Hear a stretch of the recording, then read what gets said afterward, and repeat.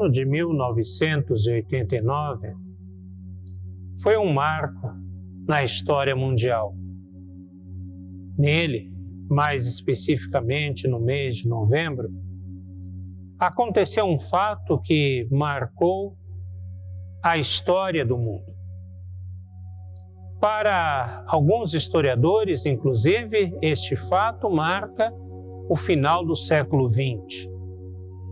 Foi a queda do Muro de Berlim.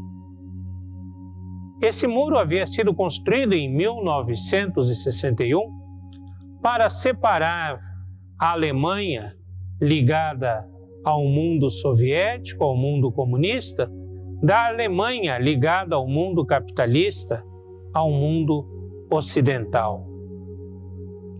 Esse muro, na verdade, era chamado ou apelidado de Muro da Vergonha, porque causava a separação, provocava a separação de duas partes de um mesmo povo. Um povo que queria se reencontrar, que ansiava por estar juntos novamente, mas não podia por aquele muro, por aquela separação. A destruição daquele muro foi feita pelas pessoas que foram para lá e com as suas ferramentas pessoais, com aquilo que possuíam, fizeram questão de derrubar, de destruir aquilo que para elas era um símbolo de vergonha, um símbolo de dor, de separação. Um muro nada mais é do que isso, do que uma separação, do que uma divisão. De um lado ficam uns, do outro lado ficam outros. Mas os muros não são somente aqueles feitos por tijolos, por concreto, por ferro. Nós construímos diversos tipos de muros. Construímos muros ideológicos, políticos, em que de um lado estão os de um partido, do outro os de outro, e do outro lado ainda mais um terceiro grupo. Nós construímos muros entre as agremiações esportivas, em que aqui estão uns, ali estão outros, e não se podem encontrar, porque senão sai briga e até mesmo morte. Nós construímos muros na sociedade em que pessoas que moram nesse bairro não podem frequentar este, ou que moram nessa cidade ou nesse estado não podem ir a este. Haja vista as grandes barreiras, as difíceis barreiras de se transpor de um país para outro. E onde estão as divisões entre um país e outro?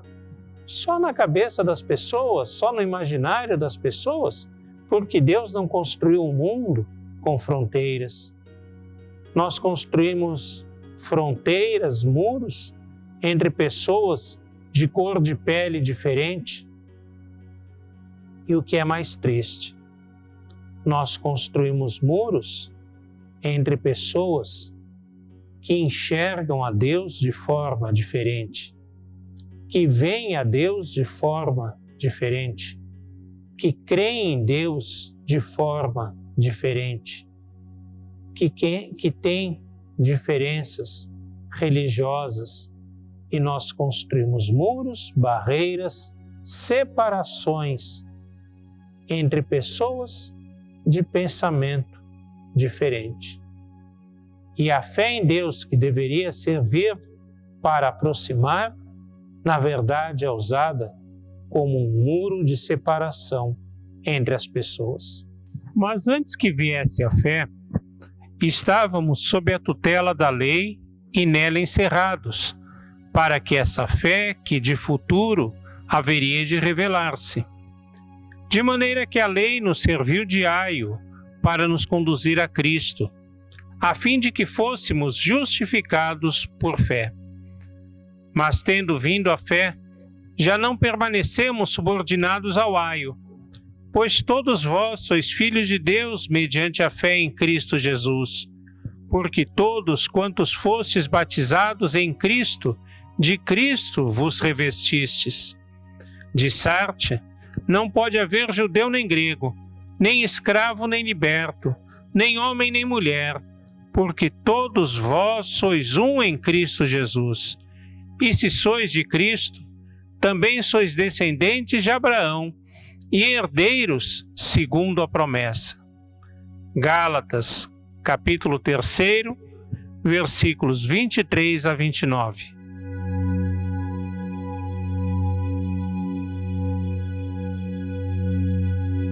A Igreja da Galácia era formada por homens e mulheres de origem grega, pagã, origem não judaica.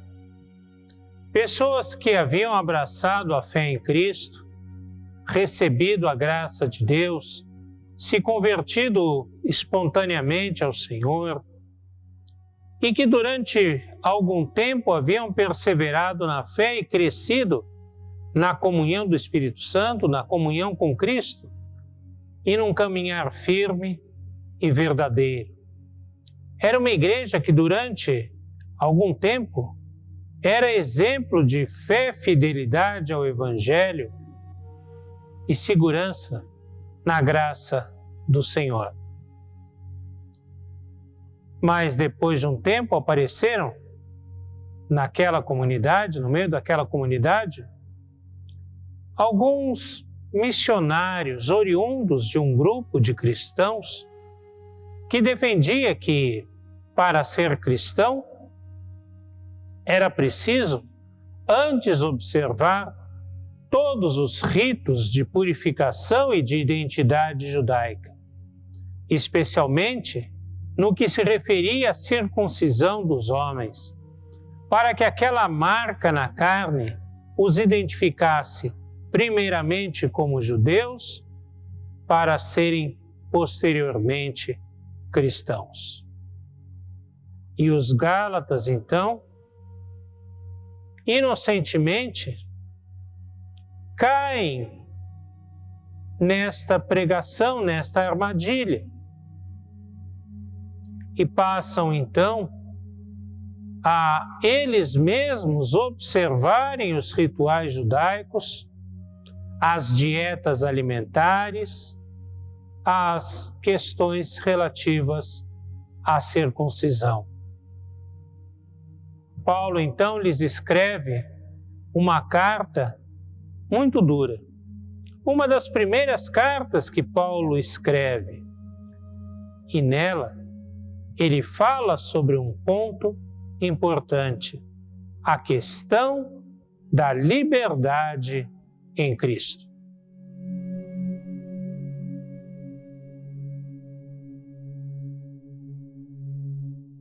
A pregação desses missionários que foram até a Galácia, dizer que os Gálatas precisavam ser antes judeus para depois se tornarem cristãos, além do grande erro doutrinário, do grande erro teológico, de querer confundir a liberdade cristã com a lei judaica. Além desse grande erro, era baseada num grande equívoco. O equívoco de que o povo judeu era mais amado por Deus do que todos os outros povos. De que o povo judeu era um povo especial aos olhos de Deus e que Deus só amava aos judeus. Ora, Deus realmente havia chamado Abraão, feito dele um povo, entregue a sua lei, mas isto não significa que o plano de Deus fosse somente para aquele povo. O ideal de Deus era a salvação de toda a humanidade é amada por Deus.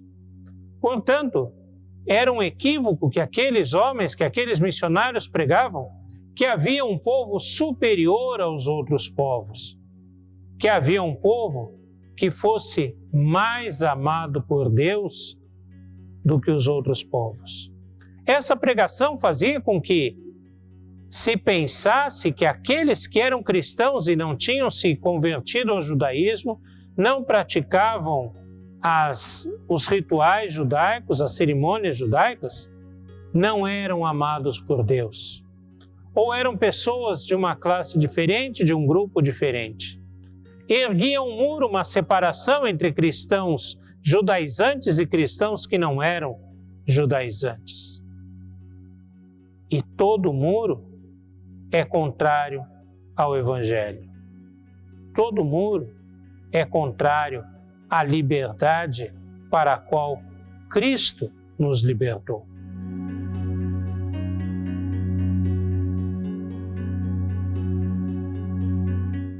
Paulo escreve uma carta aos Gálatas, uma carta dura, talvez uma das primeiras cartas que ele escreve. Nela ele fala que somos salvos para sermos livres e somos justificados pela fé.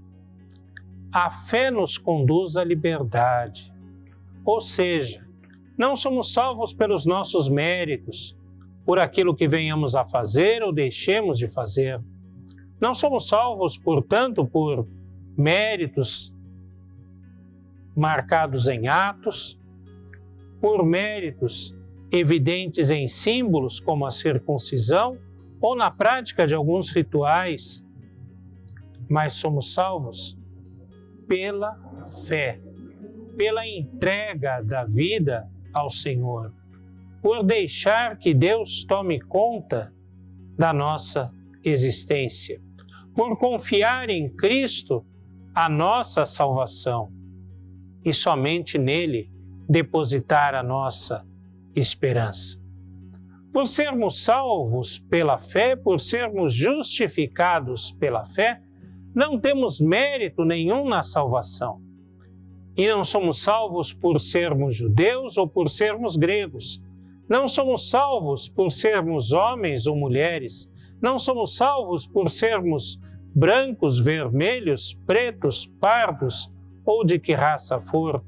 Não somos salvos por pertencermos a esta ou aquela condição social, mas somos salvos pela misericórdia de Deus.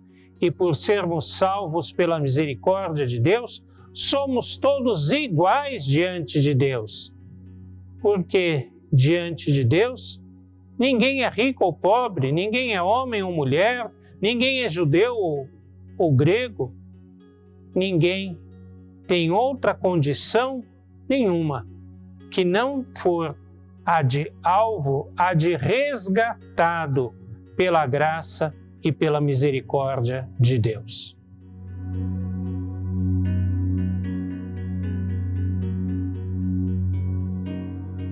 O fato de que somos salvos pela graça de Deus, pela sua misericórdia, nos faz todos iguais diante de Deus. E por isso, não há por que nos colocarmos como superiores a ninguém. Não há por que nos acharmos melhores do que alguém.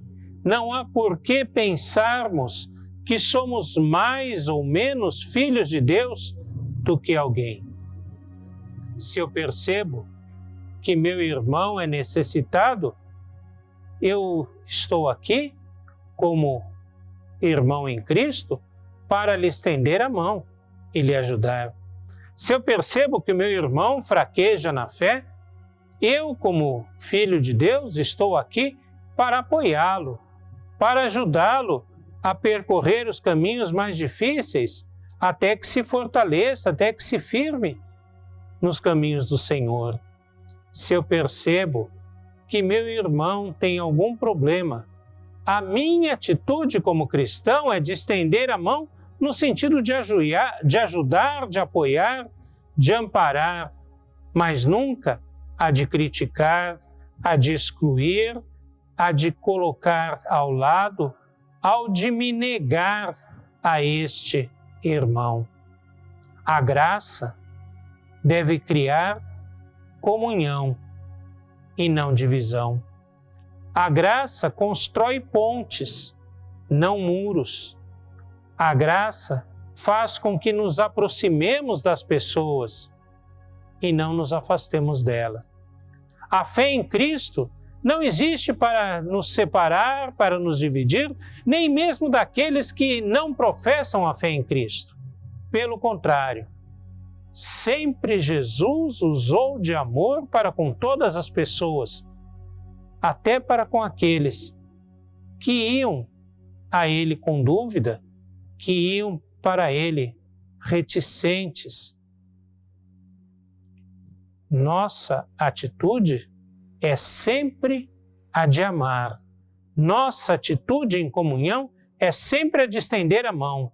Nossa atitude como cristãos salvos pela graça é estarmos prontos a estender as mãos, abrir os braços para receber o outro.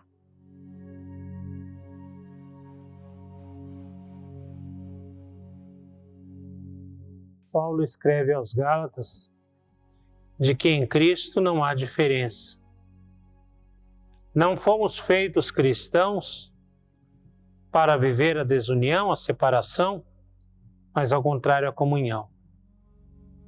No entanto, é preciso ver que a Igreja, ao longo da sua história, parece nem ter aprendido essa lição, especialmente em muitos momentos graves. A Igreja se sentiu no direito de perseguir e até fazer guerras contra aqueles que não eram cristãos. A Igreja se sentiu no direito de perseguir, torturar e até matar até aqueles que eram cristãos diferentes do que ela considerava como ortodoxo, como linha padrão. A Igreja discutiu se pessoas de etnias diferentes, como os africanos ou os indígenas latino-americanos, tinham alma e deveriam ser evangelizados ou poderiam ser escravizados. A Igreja, em muitos lugares até hoje, faz distinção e separação entre pessoas de cor de pele diferente, de condição social diferente, de gênero diferente. Até hoje, persiste em nós o espírito de muitas vezes nos dividirmos simplesmente porque achamos que alguns são mais espirituais, são mais crentes, são mais fiéis a Deus do que outros. Como se o fato de ser mais fiel a Deus desse o direito de se separar daqueles que são menos fiéis. Deveria ser justamente o contrário. Aqueles que são mais fiéis a Deus deveriam ajudar os que são menos fiéis a se tornarem também eles fortes na fé. O que nos tem feito distinguir, separar, nos afastar de nossos irmãos? O que nos tem feito achar que somos melhores ou mais dignos de Deus do que outros? O que nos faz pensar que somos salvos por algum tipo de dignidade que possamos ter? Não. Nós precisamos eliminar todas essas barreiras. Não digo com isso eliminar a nossa tradição, a nossa história, a nossa forma de entender a fé, a nossa forma de praticar a nossa fé. Mas digo a maneira de usar essas coisas para impedir o diálogo, para fazer calar a voz, para virar as costas a outros irmãos.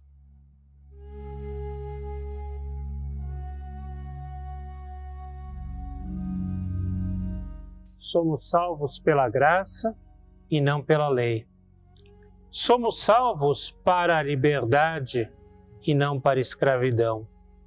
Somos salvos para a comunhão e não para a divisão.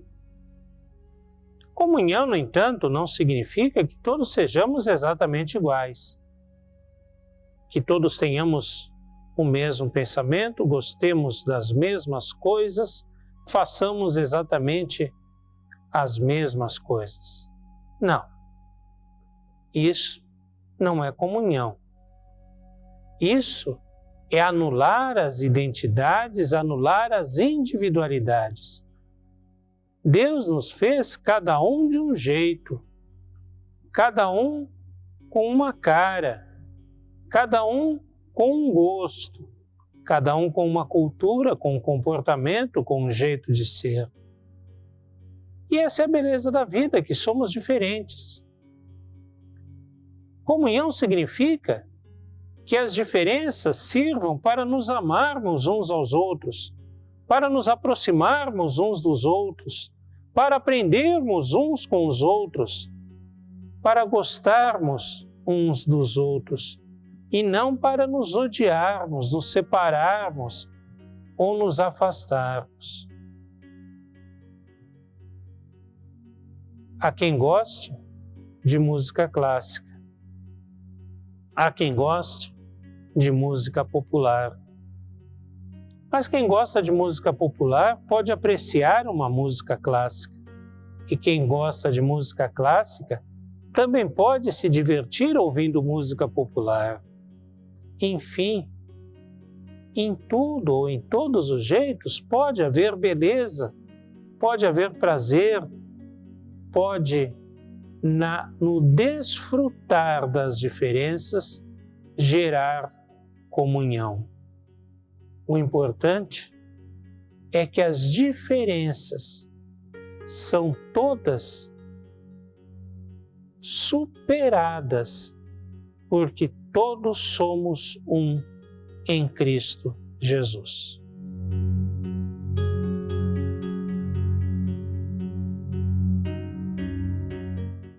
Há muitos anos atrás, muito antes que se houvesse internet, celular, ou os meios de comunicação que nós dispomos hoje em dia, eu tive o privilégio de ir estudar em Israel, mais especificamente em Jerusalém. Fui fazer um curso numa escola que funcionava na Catedral Anglicana de Jerusalém. Essa catedral era vivida, era uma comunidade árabe, palestina. Os cultos que eram realizados eram frequentados por palestinos cristãos, que participavam das cerimônias ali da Igreja Anglicana, dos cultos da Igreja Anglicana ali de Jerusalém. Eu tive a oportunidade de ir assistir 1 ou 2 cultos nesta catedral. E como tudo era falado em árabe, logicamente eu não entendia nada. Estava ali completamente alheio de todas as coisas. Mas havia uma coisa, havia um momento no culto, alguns momentos no culto, em que eu me sentia em casa. Era na hora que as pessoas se levantavam e começavam a cantar. Logicamente eu não reconhecia as letras cantadas em árabe, mas a melodia era a melodia dos mesmos hinos que cantamos aqui em nossa igreja, que cantamos aqui no Brasil, que herdamos da nossa enologia protestante. E ao ouvir aquelas melodias, eu me identificava com aquele povo, me identificava com aquele culto, me sentia um pouco em casa. A vida cristã não elimina as diferenças. Nós somos pessoas que falamos línguas diferentes, que temos sotaques diferentes, que temos costumes diferentes, culturas diferentes, cor de pele diferente, que temos muitas diferenças entre nós e na nossa própria comunidade, na nossa mesma comunidade, nós podemos notar muitas e muitas distinções. Porém, mais importante de tudo aquilo que nos separa, de tudo aquilo que nos distingue uns dos outros, é aquilo que nos aproxima, é aquilo que nos une.